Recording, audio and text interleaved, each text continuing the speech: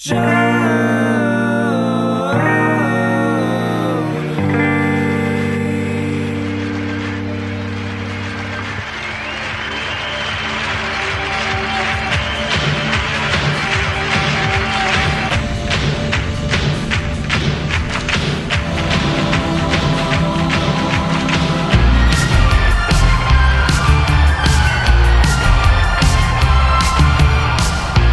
hello, everybody. Welcome to another installment of Show Review with Mike G, the show of life, the show of zombies, San Antonio, whiskey, accounting, Red Rock, Las Vegas, and so much more with the San Antonio veteran himself, Mr. Michael Rogers, a big player in the San Antonio cocktail scene and now spreading the word for Balcones Distilling and sharing some amazing whiskey throughout the state of Texas. A guy who writes horror, zombie, love fiction, a good father, a guy who really likes numbers. It feels like Mike has it all, and we've been talking about chatting for over a year now, as we mentioned in the conversation, and it's finally good to bring him on the show and dive into that brilliant mind of his. After all of the chats he's listened to, we talk about it, and I hope you guys really fall in love with Mike too, as maybe some of the many other guests that I've had on the show. So without further ado, I hope you guys enjoyed this great chat with Michael Rogers of Balcones Distilling.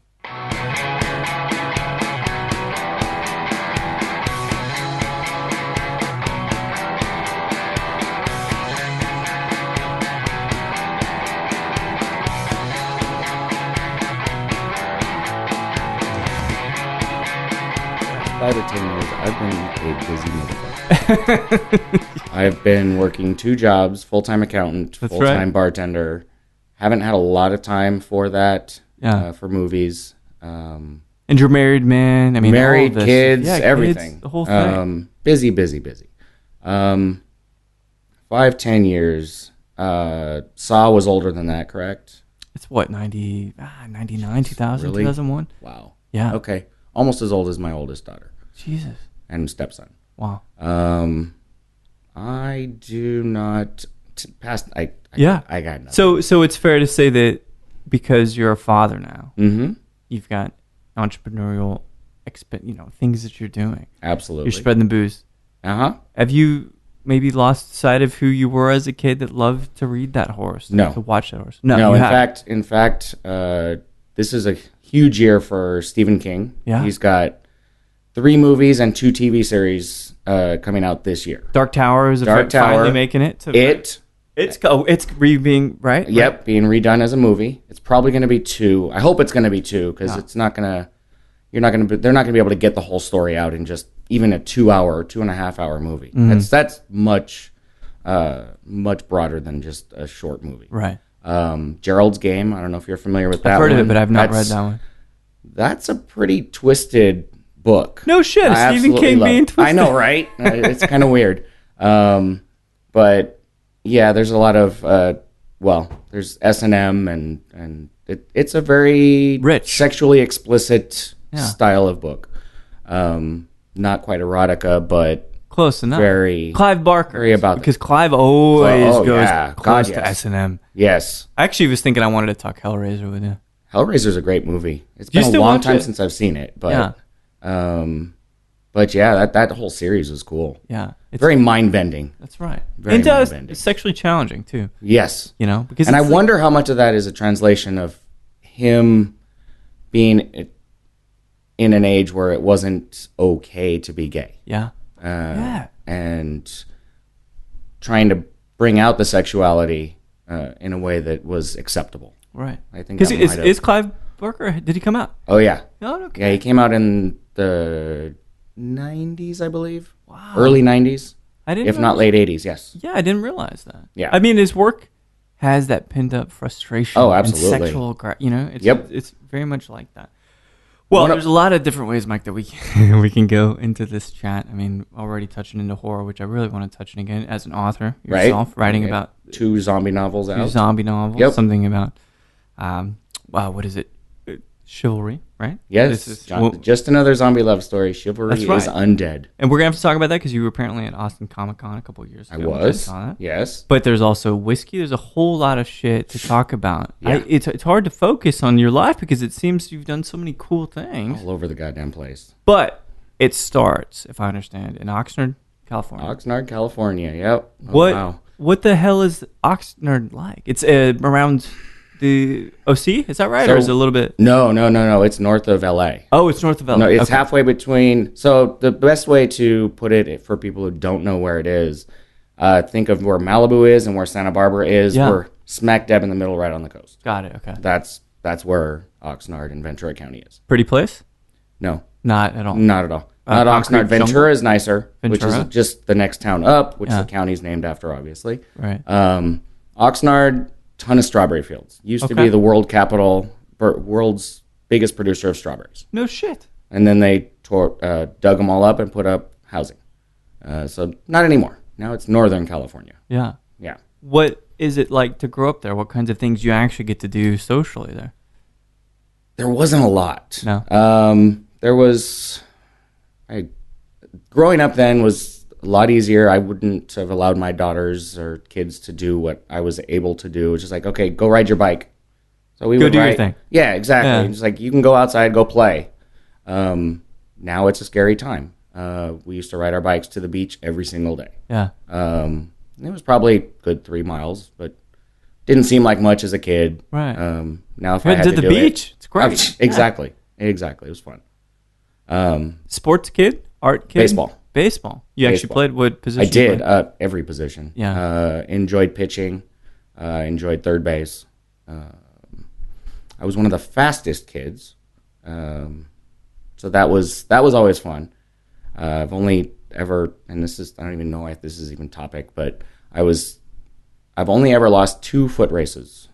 And one was to a girl. But they're very, very sprightly. Kicked my ass. Yeah. 75-yard dash or something? I don't even remember how long it was. It was like 4th grade, 5th grade. And then the other, not really a race, but I had gotten a single. I got in first base. The guy who came up after me got a hit, and he caught me before I got to third base. And I got yelled at by the coach because, Pat's behind you. You need to just go. It's like, oh, I see. Okay. Yeah, so we both wound up on third base, and I should have already been home. I see. Yeah. Did that translate? So, I think about playing, because we're talking kind of elementary and right before junior high. Right. Did stuff change for you? Did you have a more academic focus as you went into junior high school? Extremely. I was always, and this was back when the movie Revenge of the Nerds came out. Hell yes. I was Lambda. Exactly. So I got all of those jokes because I was very much You were a nerd? I was a nerd. What just makes plain a nerd? And simple.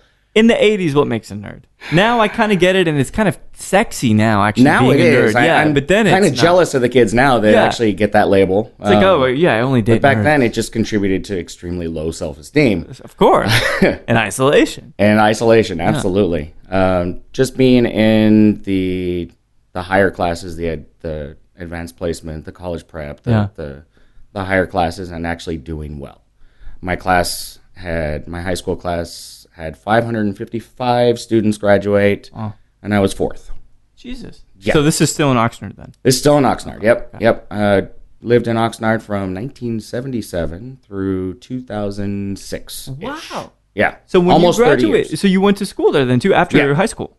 I did a little bit of college. I'm about halfway done with my accounting degree. Yeah. Why accounting now? Here's the nerd thing. Here's the nerd thing. Yeah. I took accounting as an elective sophomore year of high school. Okay. And this is what I want to do for the rest of my life. The fuck does a 16-year-old know? Yeah, CPAs are really exciting. Sexy. But no, it made sense. And it fascinated me that a number on page 1 at the very bottom matched a number on page 72 at the top. It's like, how is that? These are 2 different things going on, but they matched, and it just fascinated me. It's a puzzle of sorts. It really was a puzzle. It was definitely mind activating. Sure. Were your folks in that industry? No. My mother has worked. Well, at the time it was General Telephone, GTE. Yeah. Now it's Verizon. She's still with them. Chucking away. Really? She is going to hit 40 years this year with that company. That's crazy. I can't fathom working for the same company for 40 years. Yeah, unless it's your own company, I suppose. What's that? Unless it's your own company. Oh, if it's my company, yeah, absolutely. I'll do that shit all day. And it won't even be work. Yeah. It'll be for the love of it.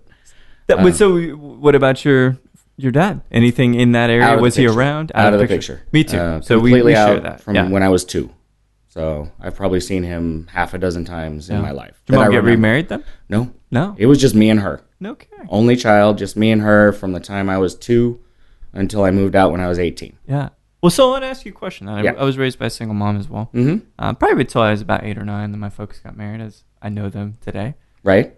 I feel like being raised by a strong, independent, professionally centered woman, it really causes us to respect women a lot more.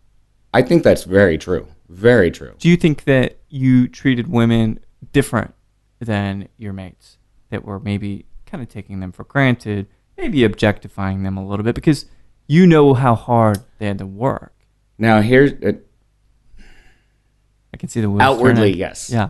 Outwardly, yes. I would never say what my teenage brain was actually thinking. No one... I don't think anybody wants to... Yeah, no one wants to know what the teenage boy is thinking. Right. Although all males know what it is. Sure. And probably most females at this point know what it is.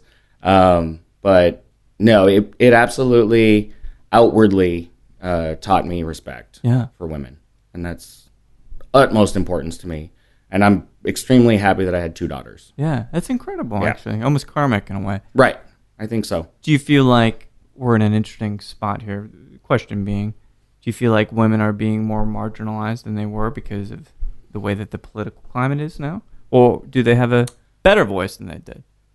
I think they have a better voice now than they ever have. Yeah. I think marginalization maybe being brought to light more, but I don't think it's any worse. In fact, because of the political climate, I think more are speaking out and to make a difference. That's right. I think positive could come from the potential negative. Absolutely. Yeah. It kind of spawned an uprising in a way. Absolutely. Punk rock came as a revolution, a counter revolution, right? Yeah, exactly. So as a father of 2 daughters, what's the best message? And I'm not a parent, and I don't know the complexities there. Right. Friends that have parents and all that. But for you, knowing how guys are, what kind of message can you give to your daughters to make sure that they feel confident and that they can really grow up being the best women that they can be? That's a very good question. This is not a parenting podcast. No, exactly. No, it's. I never really thought of that. Yeah. I just wanted to make sure I showed them as much love as I could, which is great, and just show them how it is. Because I divorced my ex-wife when my oldest was, 7. Yeah. So similar situation what I grew up with, but I was there. Yeah. And they were my world. Still are? Still are. Yeah. I don't get to talk to them as much as I would like. One is away in college and the other's on the other side of the country. But they're still super important. Yeah. Best thing that's ever happened to me. And I think that if you talk about the love, maybe that's the best message any woman can have. Or any daughter, any son, you know? To see the male that actually does show that affection and show the love. Yeah. I think that is the best that they can see. Yeah. By example, then. Exactly. There's no manual that works for parenting at all. Yeah. So it's that's all I had to go on. I hear whiskey's a good accessory to it, to kind of aid things along. Well, I didn't start drinking until I was 28. Really? So it was after the separation with the ex. Yeah. Drives a man to drink. That was a big weekend, actually. Yeah. Drove up to San Francisco and got drunk for the first, second, and third time. Had my first cigarette. Yeah. Had tried pot for the first time. So all in the same 20s. Weekend. So does that... growing up in Salt Lake City in the late 90s, mid-90s, there's this very strict, hardcore, straight-edge movement, right? So that I got why I wouldn't be smoking. It wasn't really a pure thing because that wasn't the norm. But for you, why such a late bloomer? Because I saw enough over drinking as a child, and my mother smoked, and I hated it. Yeah. And I'm not going to do that. I just decided I'm not going to do that. And talking about punk movement, right? Pretty much. It's just revolting it. against that. Yeah. And which not a bad thing considering what I was revolting against. Sure. I've definitely made up for lost time, especially when I started working in the hospitality industry, working with booze every day. But it was a conscious choice. Just I didn't like what I saw and didn't want to go there. Completely understand. And getting older, I feel I can handle it better. Yeah. Whereas if I were to start it at a younger age, it probably would have gone down the same path. Yeah, makes a lot of sense. I really, honestly, we share that too. It was a conscious choice to not drink because of my grandparents. Okay, being drunks, and my grandma would talk about UFOs all the time while blitz on a fucking gin and tonic, dude. It was like, that's awesome. It's kind of like I don't know what's going on. So here, you said Salt Lake City. That's right. Yeah. Something else we might have in common. Half of my family lives in Salt Lake. No kidding. Yeah, the Mormon part lives in Salt Lake. They all hate that I work in this industry. Oh, I imagine. Everyone in my family except for me and my mother are Mormon. No kidding. Yeah. That is a heavy influence, though. If it's family like that. Family is, I think that's the best part of that religion. Family is the ultimate, it's the most important thing. Absolutely. And I've got to tell you, the sense of community, the sense of belonging, absolutely, the sense of cordiality was unparalleled in any other city I've lived in. Oh, good. Salt Lake, even if it was Mormon-based, I never felt disconnected. It didn't matter, yeah. It was just like, you and me were the same, but I just don't do this stuff, and you, for some reason, won't drink Mountain Dew. Right. And that's exactly. There you go. Yeah. I don't understand it, really. Yeah, I lived on Mountain Dew as a teenager. Fucking right. I lived on it. That's what happens. And you eat chocolate, and you drink Nintendo, and right. But I can see how that builds our psyche in a way. Right. Right. It is really, in essence, punk rock. And I know it doesn't feel that way necessarily, but it is, you know. Mm-hmm. So, as a writer now, when did this kind of proclivity towards writing and expressing yourself on the page start to come about? Honestly, it was an on thing when I was in elementary school and junior high. Loved telling stories and writing stories. Loved creative writing. That was the best part of the day, which I turned out to be an accountant, which is the opposite of writing. It's not creative at all, but I'm a paradox. I don't understand. But like a lot of things. Absolutely. Yeah. We would, when you're in elementary school, the teacher gives you the first line of a story, and then you write a story based on that. There were about 5 of us in the class and this is shit that would get kids expelled these days. So there were like 5 of us, and we would write these stories, and we would kill all our friends in the story. Sure, of course. Just the most gruesome way we possibly could ever. We would just decapitate and all that shit. And then as soon as writing was done, the teacher would say, okay, who wants to share their stories? The 5 of us would be the first ones with our hands up. Let's do this. Yeah, let's read this out loud. And it was, nowadays, if kids did that, they would be sent to the office and probably suspended, and you can't write that shit. It's like, but that's creative. Sure. And I didn't turn out to be a serial killer. That's right. Amazingly. Because that's not how it works. Serial killers don't write about killing people. They think about it. They never. That's true. Stephen King writes about killing his whole family, and is a normal dude. Exactly. So did it give you some encouragement to kind of take it further, and maybe? Not then. The last story I remember writing was in junior high, and we had to write a book for the book fair, and we had to draw pictures, and I'm like, fuck this, I can't draw to a stick figure to save my goddamn life.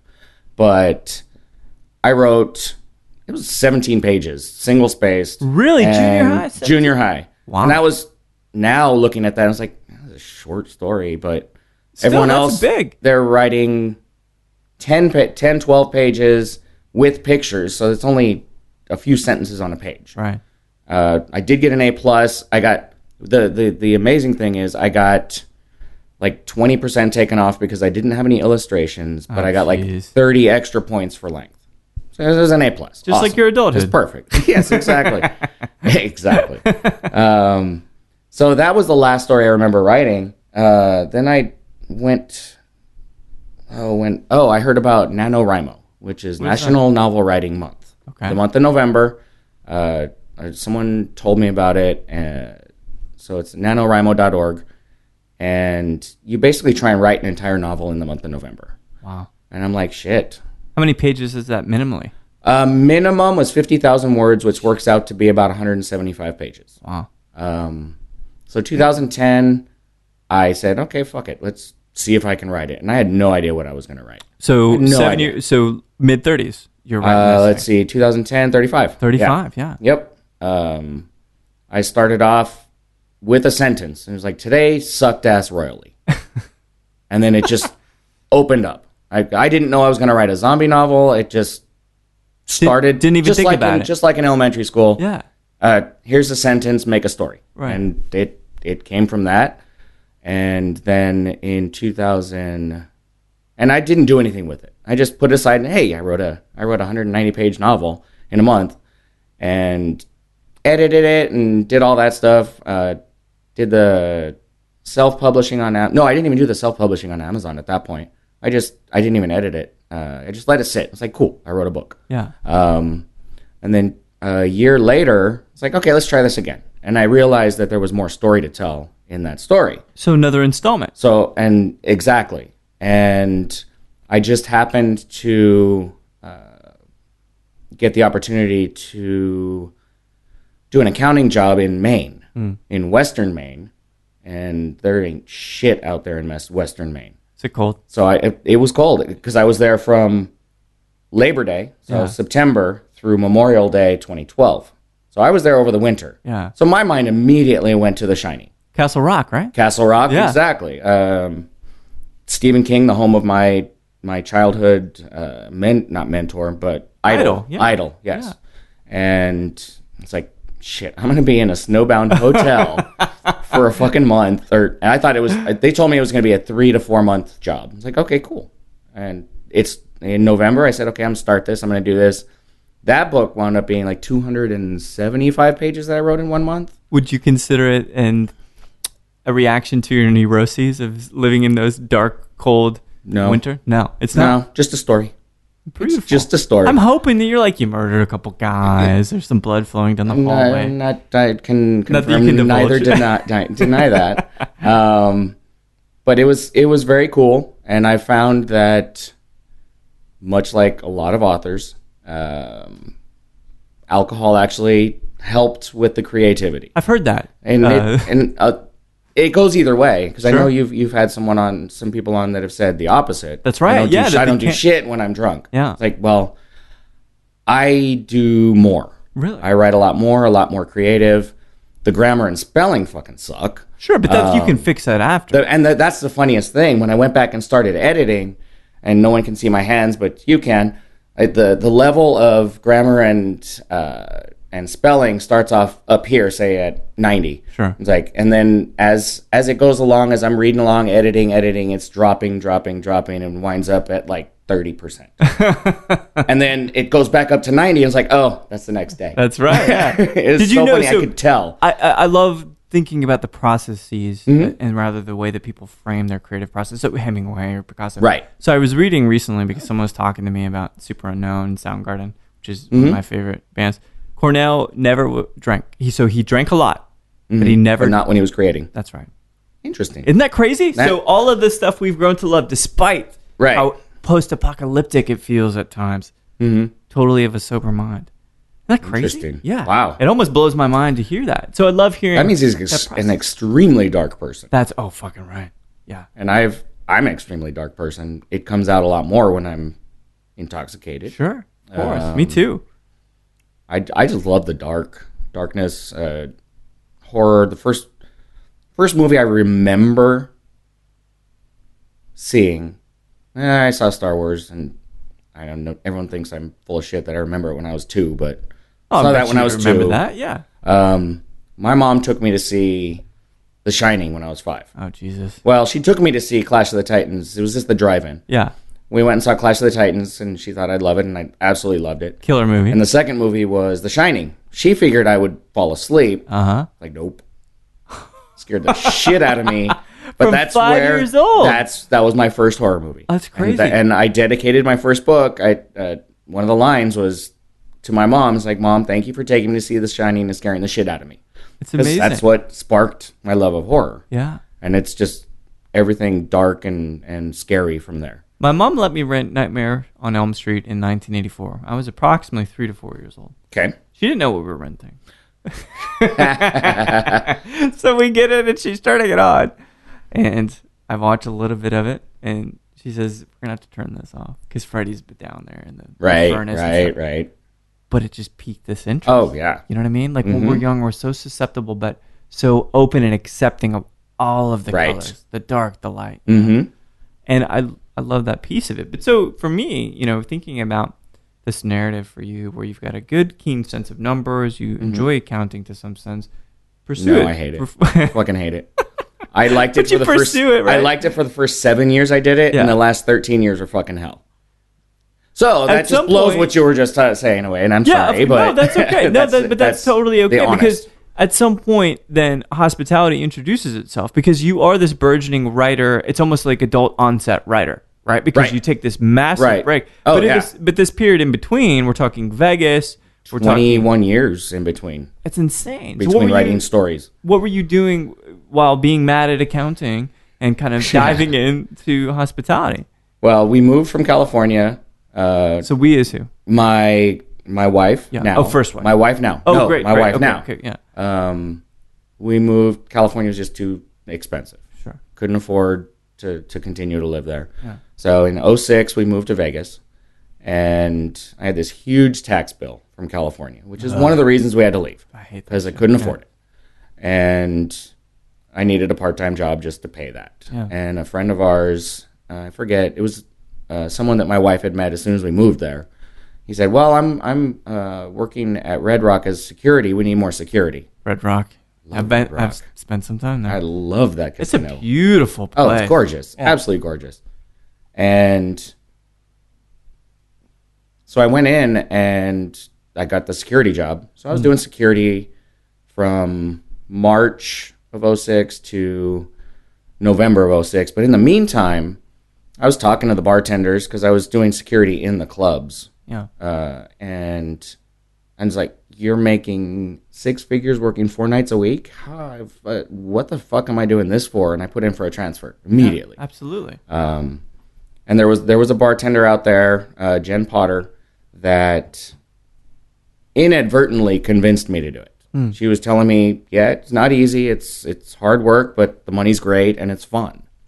And truer words have never been spoken. Yeah. And it was cool that she told me that up front. And I've never been afraid of hard work, obviously. And when I was in Vegas, I worked the entire time I was in Vegas. I worked 2 jobs, 2 full-time jobs.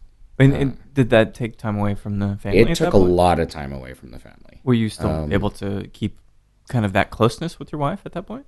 Yes, we were just dating at the time. Oh, okay. 2 months after I started in Vegas, I proposed on stage. At a Billy Joel show? No, it was Zoe Bowie. Zoe Bowie? What is that? The local act in the club in Red Rock. Yeah, amazing. They let me come up on stage and we sang Happy Birthday to her because I did it on her birthday. And then we brought her up on stage and then I got down on one knee and she was flabbergasted and couldn't say yes, but she almost tackled me on stage. I was like, is that a yes? And yeah. And we got married in Vegas. And we got married day before Thanksgiving of 2007, which 2007? It was 2007. So I guess I was coming up on 10 years now. 10 years this November. Absolutely. Yeah. Wow. I'm just trying to think of the time frame here. Oh, so I started there in 2007. Yeah. March of 2007 to November of 2007 I was doing security. The week after we got married, I was officially allowed to become a barback. So I was a barback in Vegas for 4 nights a week, 32 hours a week, and I was making $60K. It's crazy. It's insane. And I had what was considered the shittiest shifts available. Sure. The bottom of the totem. Yeah, I was the last one on. You get the worst shifts. I was in the bowling alley 2 nights a week, making $300 as a barback. I was on the graveyard shift on the weekends. So, city that never sleeps. They say it's New York, but it's really Vegas. I was working from 2 a.m. to 10 a.m. Damn. So I had my regular 8 to 5 Monday through Friday job, and then had this fucked up schedule at the casino. But again, just the barback making $60K a year. Right? Why not? Dude? Same salary I was making as an accountant. Yeah. Exact same salary. No shit. Do you like the people element of it? Because people can be real shitty. I didn't realize that I did until I started doing it. I fucking thought I am the biggest introvert. You get me behind a bar, changes. Totally different person. Really? I can talk to anyone about anything for as long as you want. But you get me in a room with more than 3 people, and I'm the one that's just sitting there only speaking when I'm spoken to. Really? So it's a one-on-one kind of thing? Not necessarily. I think it's the safety of the bar. I see. I would have been Linus. The bar is my blanket. I see. That's exactly I've heard that before, that it is, in a way, a firewall. It is. Right? That's a great way to look at it. Yep. From it. Yeah. Well, and the other thing, too, is I think as a writer, whether or not you're actively doing it 10 years ago, you're still a writer. And writing is inherently the interest in the human condition, True. I think, right? Yes. So, having fucked up people left and right in front of you really helps give you great fodder for writing. Whether I consciously realize that or not, yes. Whether I know that, this is someone that I met 10 years ago when I was behind the bar and in Vegas, and it's like, that person's going to show up in the book somewhere. That's right. In some way and sometime, and I'm not going to know where the hell it came from. Yeah. But I'm going to think my brain did it. But no, it's someone you actually talked to and met and interacted with. It's real. And you exactly. Can feel it. It's got a smell. It has a visceral kind of experience attributed to it. Absolutely. The stint in hospitality in Vegas, did you find yourself getting pretty drawn to what we call now craft cocktails? Not a bit. Learning about it? Not at all. Not at all. So it's more transactional? Actually, let me back up a little bit. Actually doing it, no. Yep. Learning about it, yes. I took a class with Southern Wine and Spirits, which is now Southern Glazers Wine and Spirits. Right. Took a class that they only offered to casino bartenders that were sponsored by their casino. Okay. But I had friends that worked at Southern Wine and Spirits, and they said, we'll get you in the class. Okay. And it was the most informative, deep dive into spirits.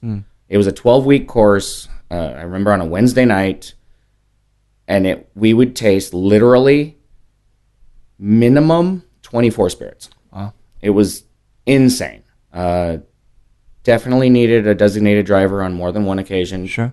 Didn't use one. Kids don't do that at home. Bad news. Bad. Right. Bad, Mike.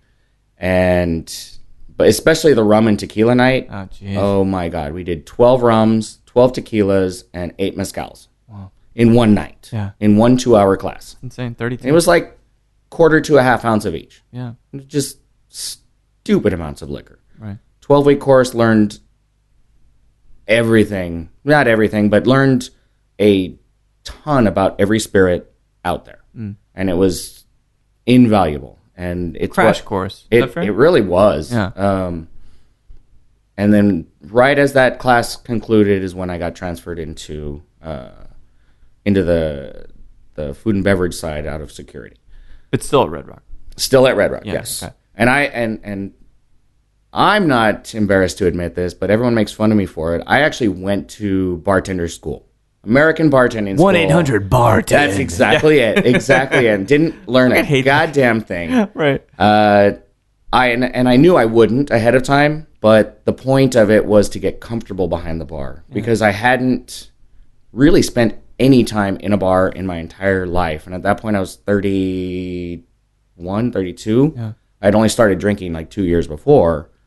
But I needed to get that comfort level. I've been told that you'd be a great bartender. You'd be a great bartender. It's like, I don't see it. I don't know why. Right. I don't know how you can say that. But when I took that, it's like, okay, maybe. Yeah. It's all math. Which an accountant, you like making a drink shit? Is all math. Sure. You bound to like Hemingway, a heavy drinker at some point, right? Exactly. Funny story, when I jumping all over the place, but whatever. My honeymoon, we went with my wife now. Yeah. We went to St. Martin, and then for 1 week, and then we did 2 nights in Key West. Oh, killer! So we actually toured Hemingway's house, and I bought a book from the gift shop. And I was like, okay, touristy shit. Saw all the fucking cats. I'm allergic to cats. Are you really? Oh God, yes. That's the only thing I'm allergic to. Really? Everyone here in Texas has all these oak allergies, sure, cedar, and cedar, all that shit. And it's like, no, doesn't bother me. Give me around a cat for about 10 minutes, and I'll be sick for a week. That's crazy. It'll start with the sniffles and allergies, and then it'll turn into a cold. Yeah. Wow. And it's a pain in the ass. But yeah, saw Hemingway's house, and definitely an inspiration. That might have triggered the bug to maybe write a book, because that was 3 years before I wrote it. Yeah. But it's like, yeah, I have stories in me. I have a lot of stories. I still do. Still have a ton of stories. I probably have 15 novel ideas that I want to get out of my head. Yeah. In many different genres, actually. Probably 4 or 5 more horror novels. I'm halfway through the conclusion of the Just Another Zombie Love Story series. Killer. Which would be the third installment. Third installment, yep. And I need to finish that shit, because I actually still get emails once a week or so. Say, when are you going to finish this shit? Because the second book came out in 2012. It's pretty recently. Or 2013. 2012, 2013, I don't remember. When you get old, it's just like that. Sure. But I still get emails 4 or 5 years later. It's like, when's the next one? Yeah. When's the next one? It's like, okay, I didn't think anyone was going to give a shit about these characters like I did. Right. And that's really freaking cool. It's really cool knowing that every word in those books came out of my head. Yeah. Well, I mean, you own it. Yeah, right? Like, absolutely. I love, and we'll talk about podcasts in general here shortly, but I love the fact that you're really engaged with that piece of it. This content, that, I mean, I feel really lucky to be speaking with you, but I also feel really privileged. Like, you're telling me, like, I listen to this shit. It's the same thing as the word on the page, except I'm not editing it, right? But it's out there in the ether. It's out there for people to consume. But the thing for me that I'm kind of interested in, because for me it was music, for you it's writing, but you have these other creative intersections such as bartending, hospitality. Now you're with. Do you want to talk about Balcones? I'm with Balcones. Yeah, a wonderful whiskey, right? Great whiskey. So, where can you really define yourself, right? Because are you a writer? Are you a booze guy? Like, can you stand divided like this? Yes. I have no choice. But how much? Because it's all in me. But at some point, do you have to say, I've got to be this? Do I have to choose? thing? No. I'm not asking you to choose, of course. No, but you don't think you do. But that's your question: is do you have to choose? Like, yeah. I even if you asked me to, I couldn't. Yeah. I do love the whiskey. I'm passionate about the whiskey. I love Balcones. Yeah.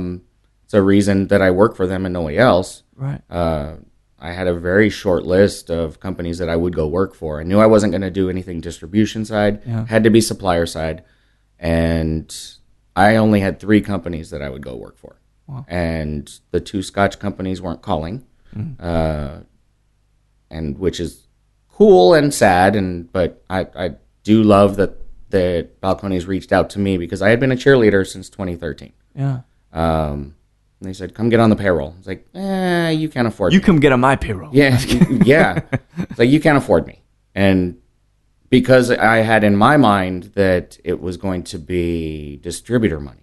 Yeah. And I don't know if this is something that should be talked about, but distributor money is not as good as supplier money. No, of course not. And I feel bad for the distributors, but that's just the fact of life. Don't feel bad for them. It's the fact of life. Yeah. And I didn't know that. So, yes, I'd love to come work for you, but I honestly don't think I can do it, because I have these salary expectations and I know what I'm making as a bartender. Right. And lo and behold, they made me an offer I couldn't refuse. It's the same thing I was making as a bar manager. Yeah. And with benefits. And that's incredible. Shit, that's a no-brainer. Well, we'll dive into it, because Balcones is huge fan of it. Right. I've judged it for years now, and you guys always take away a medal when we do the judging panel, and we can always Really? taste it. I didn't know you've judged it. Oh, absolutely. Oh, awesome. I've got it on the back. Muscle memory with Balcones. I can taste it. You can absolutely tell. It's lovely. Because it's not like anything else. I fought for that True Blue cask strength as a corn whiskey. Uh-huh. Like, I fought for it in that panel. They're like, we don't get it. It's like, it's a corn whiskey. You guys need to be able to taste this. They're like, it's a corn whiskey? Yeah. Yeah. Like, oh. There it is. Then it's an amazing product. Amazing. Brilliant. If you can handle the heat, then Totally. See, how did Jordan Corney put it? If you can pay the heat toll, the flavor reward is amazing. Oh, it's insane. Just Yes. a bit of water. Just Absolutely. a little bit of water. And I do. I bring it down to about 110. Yeah, exactly. And that's perfect for me. But it does. So the thing is, I've known you as a cheerleader for San Antonio. Mm-hmm. You've worked at Paramore. You've worked at Bar 1919. If I Right. understand correctly. Those are the two big ones. Two huge ones, right? Yeah. No pun intended, given Yeah. 1919 is a massive fucking bar. But why did you go? Why San Antonio after Vegas? What brought you? This is where my wife's from. Oh, okay. And Mom Family wanted still to come there? home. Yeah, all her family's here. And I'm a Californian. It's like Californians, Texans, not historically, not the best fans of each other. Sure. And I fought against it, even tried to get her to move to Austin instead of San Antonio. Yeah. Very, very grateful that she said no. Yeah. At the time, I was like, fuck. But San Antonio, I was right there at the forefront of the craft cocktail. That's right. You were there. You like one of the pieces of the dream team. Green Lantern was the number 2 cocktail bar in San Antonio. Is that the place Soho. that Jarrett worked at? Yeah, Jarrett worked there. Don Marsh worked there. Yeah. I worked there before either of them. No shit. I was there about 6 months after it opened. Wow. The owner, who now owns Blue Box and Bridget, Francis Bogside, George's Keep, which I helped open. They're about to open Hanzo. He actually came into the bar I was working at and requested that I come work for him and make his bartenders better. Wow. Like, I was floored. Wow. Because literally, I lied on my resume, like everybody does. And you had Chris Ware's story earlier. Yeah. I said I was a bartender in Vegas. Yeah. And it's honestly not as big a lie as it could have been because you were in Vegas. You were behind the bar. And a year in Vegas bar backing is worth 4 years bartending anywhere else, at least at the time. Nowadays, if you want to do the craft stuff, no, there's a little bit more to it. But when I was here, when I first got here to San Antonio, there was Soho.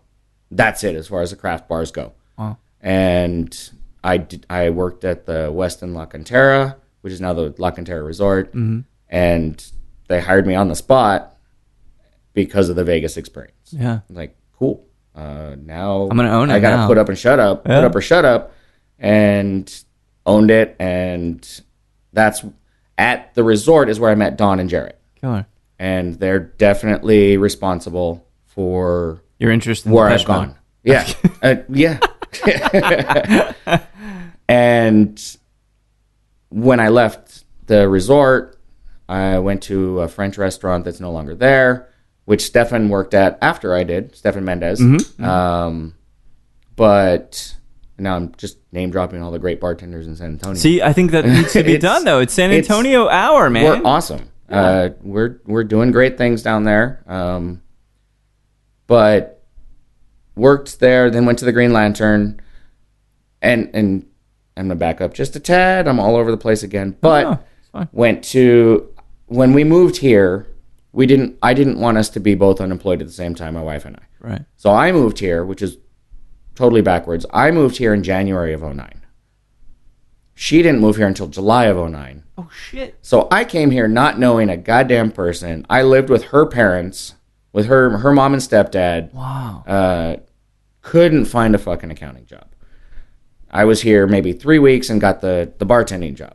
So I was doing both. I was looking for both jobs and couldn't find an accounting job. She wound up getting an accounting job before I did. No kidding. When she got here 6 months after I did. It was just because I was a higher level accountant, so there's less turnover, less opportunities. Right. But I also think that everyone saw California and Vegas on my resume. I was like, fuck them. And I actually talked to a couple business owners as a bartender that said, yeah, we see resumes from California, we just throw them away. I'm like, Oh, shit. well, fuck you. Wow. I'm But Vegas. better than most of you. Yeah. But that's a little arrogant. But no, I mean, things true. happen. Yeah, absolutely. So in this time that you've been there, how many years have you been in San Antonio now? Looks 8 years. So 2009 to now, yeah, just over 8 years. Do you feel in these 8 years that you came from, what's the word, kind of helping the scene blossom to now being at the forefront of it, controlling the narrative, helping educate, helping people learn, being a mentor? Do you feel like it's been that kind of evolution for you there? Absolutely. Yeah. I want everyone to do better, and I've helped. Bohannon's expanded they opened a new restaurant in Bernie, and I trained their bar staff, and I would love to actually continue to do that all over the place, just because I do love the transfer of knowledge. Yeah. I do love teaching, but there's so many great bartenders that are already doing it. Sure. Jarrett, Derek Cortez, which someone else you need to talk to. Yeah. There's just so many great bartenders, so many great mentors in San Antonio, and we're a little overlooked in the cocktail scene, and you absolutely are. Yeah, it's like Minneapolis in the punk scene in the right, like the 80s, right? Okay, Husker Du, and then a replacement. That's like all you got out of Minnesota, right? Whereas everybody's looking at that New York and California, right? Oh yeah, San Francisco, New York, and nothing in between. That's right. But there's so much going on. Oh, it's so there. rich, so rich. And we have the second biggest cocktail conference in the nation. Exactly. And we still get overlooked. That's right. But we have amazing bartenders down there. And I love being part of that community. Yeah. I love the closeness that the majority of us have. And honestly, that's the only thing I miss not bartending. That's the only thing I miss being a rep, is that camaraderie of every night you're doing this together. Yeah. But it's fun. Bartending is a blast. It's a lot of fucking work. Absolutely. The 42-year-old body is not happy with hyperextending your knees for 6 hours, 8 hours at a time. I know, man. My back's not happy. My knees, half the time I wear 2 knee braces on each knee. Wow. You're like Carlton Fisk. Kind of. Yeah. Exactly. Yeah. Gary Carter, Carlton Fisk, absolutely. Johnny Bench. Yeah. Any of those guys. That's how it feels. That's how it feels. So I want to, because I've been eyeing the True Blue. I love this stuff. Yes. Let's pour a little bit of this and talk about this latest chapter, which is the transition to brand work, and then we'll dip back into some movies. How about that? Does that work? Absolutely. Movies and books. Because the first book I ever read was Stephen King's It. Yes. I was 13 years old. I read that in junior high. It took me 5 months. First book I ever read. Did a book report as an 8th grader. Loved it. And I've read it 4 times now. It's a 1,200-page novel. It's a big one. I've read it 4 times. It makes me wonder how Stephen King can keep writing like that at that point. Just being so prolific. You know? Well, that was back in his heavy Jim Beam and cocaine days. So I had those. No, actually. I've had the alcohol side of it, but not the drug side. Yeah, but see, that'd be a great chapter. Jim Beam and cocaine. Absolutely. Absolutely. I mean, there's something romantic about that. Well, sorry. Yes. There is. Yes. Obviously, there's some true tools. You can't really sustain a relationship. You probably can't be a good father. You did suffer in other ways, That's but you put out some amazing shit at that point. At the sake of your body. Yeah. Putting it on the altar. Yeah, absolutely. Well, so we've been talking about this for a while, and Balcones, for me, they've been the hometown hero that has achieved international acclaim somehow. Right? From this small little fucking Waco, dude. Come on, Waco. They've managed to burgeon and blossom into this just wonderful global brand. Mm-hmm. And you said you had been kind of a sponsor and someone that was very, very evangelical about it. Yes, absolutely. You've got this amazing portfolio. So tell me one of the things you really dive into a lot, something that you love to sip, that maybe it's not popular, maybe people don't know about it, but for you, the thing that brings you to your happy place. It depends on the mood. Yeah. I love the single malt and the brimstone. Brimstone when I'm barbecuing, which I don't do enough. And my wife, when she listens to it, yeah, you don't. She's literally going to say that out loud when she listens to it. But brimstone when I'm barbecuing, because it's like drinking Texas. It's like drinking barbecue. Yeah. The single malt I love. I love having a cigar in the wintertime. I love having a cigar and just sitting by the fire in my backyard with literally the bottle of brimstone and a glass next to me. Love that. True Blue, Baby Blue. These are just the fact that corn whiskey doesn't have to be moonshine. It can be nuanced, man. That's why the blue corn is amazing. It is. Absolutely. This is the True Blue 100 proof, right? Mm-hmm. Which 100 proof is just enough legs, and just enough richness, absolutely, and just enough water. That's beautiful. I love this one, man. That's so good. Texas whiskey is not always good, and in most of the instances, it's fucking rubbish. This is one of the only. So, this is the thing that you, if anything, if I can give you some credit for Balcones, you guys have created a unique tasting profile, right? Yes, that is nuanced, delicious, and skillfully crafted, and tastes unique. Absolutely. Other people, they're riding on the Kentucky bourbon taste, but they fall so short. You guys doesn't feel like you try to do that. It feels Not like at you all, did your no. own thing and you raised exactly. your own flag, and That's people exactly salute it. It's like we're not making Kentucky bourbon. We're not making Scotch. We're making Texas single malt. Yeah. We're making Texas corn whiskey. We're making Texas bourbon. Oh yeah. Did you get to try the? I've tasted it. Yeah. The blue corn bourbon. I'm gonna bug you about it more. Amazing. But yeah. Oh yeah. When I get a bottle, I'll definitely share with you. But that's an amazing thing. Oh, it's fucking phenomenal. How's the team? What's it like the working team's with awesome. those guys? They're all great. And I was just with our Austin rep all weekend, and we had a blast. Great guys. First time that they expanded their sales staff, and they hired one for Austin, Dallas, San Antonio, and Houston, and all great guys. Does it's it feel fun good? when we get together. Oh, dude, I can't imagine. And drink Balcones. Just give me a text next time you're. Oh yeah, gotcha, done. I don't know if I'll make it back alive, but we'll see. Actually, distillers to distillers, we can drink pretty well. We can drink pretty heavily because tasting. So Jimmy Russell is to me like Juggernaut from X-Men. God, yes. Because you're gonna take Jimmy Russell out. That dude can drink more bourbon than you could make in a year. I believe doesn't even that. affect it. Right. I believe that. That's the beauty of it, though. He came and talked to us at 1919, and he's a funny guy. I love him. And it's just so strong and so fucking tough. That's bourbon. But so you guys also are doing a rum now, and you've been talking about this. So what's this latest, most this unrevealed? Rum, this rum that should be hitting the market here in Texas any day now. So I apologize to anyone outside of Texas. You can't get it. That's what they get. Only releasing it here because we don't make a lot of it. Yeah. It is the highest proofed spirit that Balcones has ever put out at 137 proof. It's also the driest rum I've ever had in my entire life. So no added sugar? No, definitely no added sugar. So molasses based or aggregate molasses juice? based. Okay. It's molasses based. Yeah. But all of that sugar is fermented out. All gone. So ultra dry. So your brain says there's sugar there just because you know that it's rum, but there's none. And I had a daiquiri with it the other night, and holy shit, it's the best daiquiri I've ever had in my life. Okay. Yeah.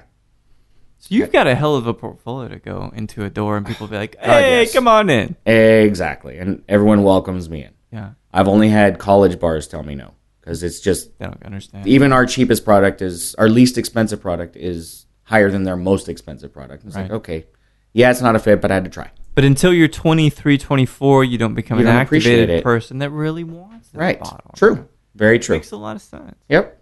Well, I appreciate you sharing this True Blue 100 proof with me. Again, I sit on these panels and I taste it. I'm like, dude, you guys have to stick up for the corn whiskey. Yeah. Because it is not moonshine. It's not moonshine. It's very American. It's very historical. Underrepresented. That's right. Most of the corn whiskey I've had, I've not enjoyed. Yeah, that's right. There's only one I can think of I love. Continue to love. Besides your all stuff. Which one? Mellow corn, baby. Mellow corn's good. Yeah. Yeah, mellow corn's fun. You gotta love that shit.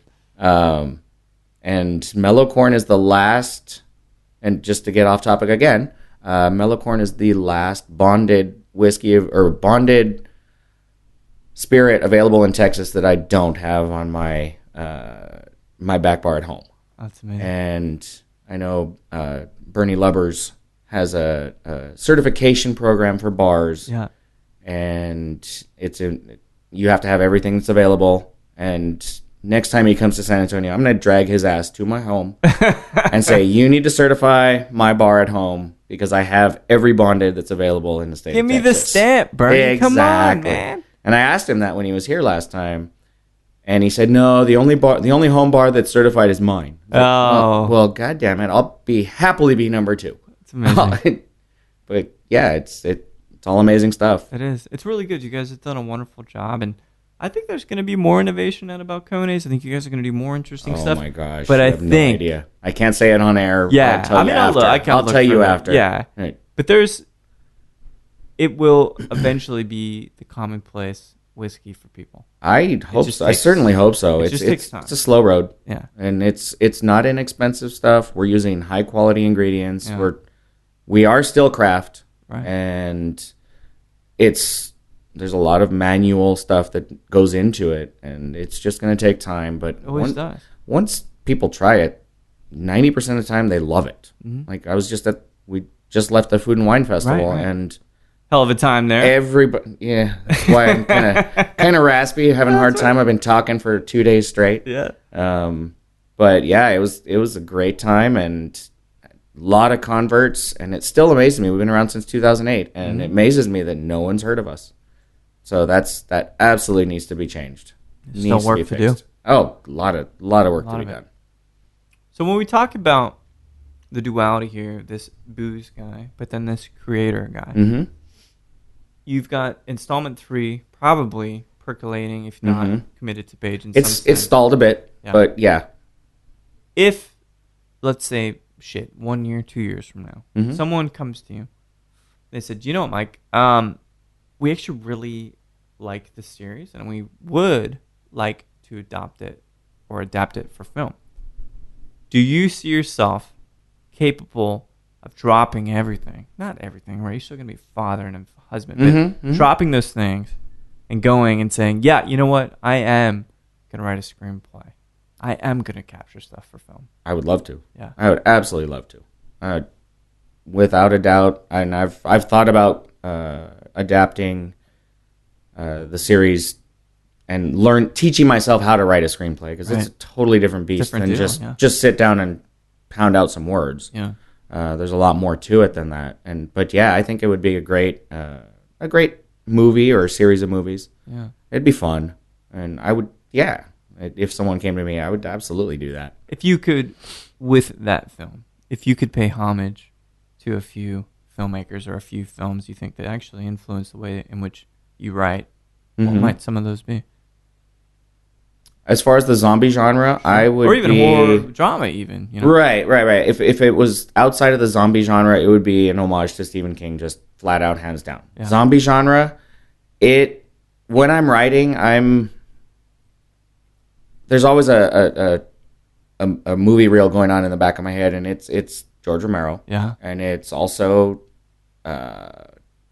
Zombieland, but more than that, Shaun of the Dead. Ah, I love it. Oh my God. Dude. I can watch that movie every night and just love it and crack up every single time. Simon Pegg is a god in my mind. Edgar Wright is an amazing Simon Pegg. Yeah.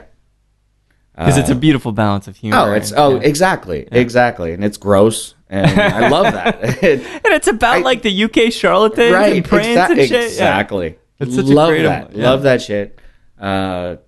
Love the comedy thrown in. Yeah. The first zombie movie I ever saw was Return of the Living Dead. I don't know if you're familiar with that. Yeah. That's where that whole zombies eating brains came from. Dan, the guy who wrote Alien, Dan Baker, I can't remember his name. He died. He directed that first one, and he was a great writer. And he eventually didn't write much longer, but he was a sci-fi writer. He worked with John Carpenter on Dark Star. Oh wow, okay. Yeah, and then he did Return of the Living Dead.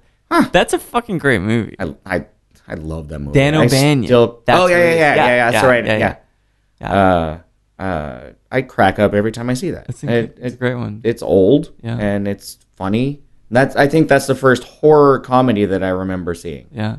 Oh wait, Saturday the 14th, which Oh my God, doesn't hold up. No, doesn't it's not hold so up good, anymore. I remember absolutely loving it, and then I remember trying to watch it a few years ago, and I was like, I can't get through 20 minutes of this. Yeah, it's like a Sorority Row. I haven't seen it, but I see it on the shelf all the time. It's like, oh, do I want to pick this up just for the TNA? I was like, no, it's really funny, don't. but then it's not funny. You know, it's strange. Whereas like American Werewolf in London's funny, but still sticks up. John Lane, absolutely, still sticks up. Yep. You know?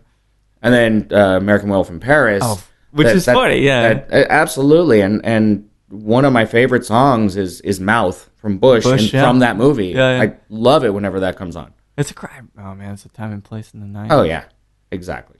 Well, we could obviously talk about whiskey and horror movies for a long time, but I think I know the answer to this, but it's the stock question now for everybody on the show. And let's say you're at your favorite bar in the world, any place you want to be, right? Mm-hmm. You're sipping whatever you want to be. Maybe it's this True Blue, maybe it's that Balcones rum. But you're gonna have a conversation and a drink with anybody living or deceased. Who would you love to sit there and have a conversation with? And since I've been listening to you for about a year, I've had a lot of time to think about this, and I still don't have the fucking answer. It's like kind of rude of me to put people on this spot. It's perfect. It puts people off a little bit, and not off, but it makes people think. Yeah, I've narrowed it down to 3. And yes, the obvious answer is going to be Hemingway, Stephen King. Yes, love to sit and drink with both of them. I would love to spend more time and talk to Dr. Bill Lumsden of Glenmorangie. Really? The master distiller Glenmorangie. Amazing. He's fucking hilarious. I absolutely love talking to him. Oh, you do. You absolutely do. He's hilarious and knowledgeable as hell. Yeah. Just fun guy. I would love to sit and just drink and shoot the shit with him for an evening. Oh, it's amazing. But you now have given me a lead, as they say. Yes. I will. You need to track him down when he's in Texas. I will. He came and talked to us at 1919 and had us all cracking up. It's fucking incredible. Oh, yeah. Man, well, a year in the making, Mike. Finally. We finally did this, yeah. Connect, and we drank some nice Calvados. You shared the True Blue 100 proof. Mm-hmm. Huge fan of it. Thanks, everybody at Balcones. I want them to make sure that we love them and that they are truly represented here and that people, do their making great Texas shit. whiskey. And you're a good dude. And I really appreciate the support. You're sweet. And Godspeed, man. We'll see what's on the roadmap next with Balcones and your career. But I'm going to keep my eye out for installment 3. Okay. Let's hope it comes to I will keep you posted. All I need to get back to that because actually in the last few months I've been itching to get back to being creative because it's been a couple years since I've written anything. It surprises me. Me too. Yeah. But there's been other focus, and I'm about 45 pages into my bartender memoirs as well. So that's fun. You gotta let me know. Yeah. Because I want to read that shit. Absolutely. Thanks, Mike. It's been great chatting, dude. You too. Cheers. Well, there we have it. The San Antonio cocktail veteran himself, Mr. Michael Rogers, slinging some amazing whiskey from Balcones, distilling across the fine state of Texas. I'm sure you'll find him at a Specs tasting near you to sip some of the great Rumble, sip some of the great Baby Blue, True Blue, bourbon. So many wonderful offerings there from Balcones Distilling. And Mike has just this penchant for numbers. I wouldn't take him being such a creative guy. I wouldn't think he would be so good with accounting as well. But he's a well-rounded individual, a father, and I'm sure he's going to have a new novel just on the horizon. So, Mike, thank you so much for listening to the show. It was great to chat and finally have you on the hunter becoming the hunted in a sense. And thank you for listening to Show to V with Mike G. No matter how excited you are to see Dunkirk in 70mm with a wonderful score from Hans Zimmer, or if you're thinking, man, I don't know what the next great zombie thriller will be, please keep dancing.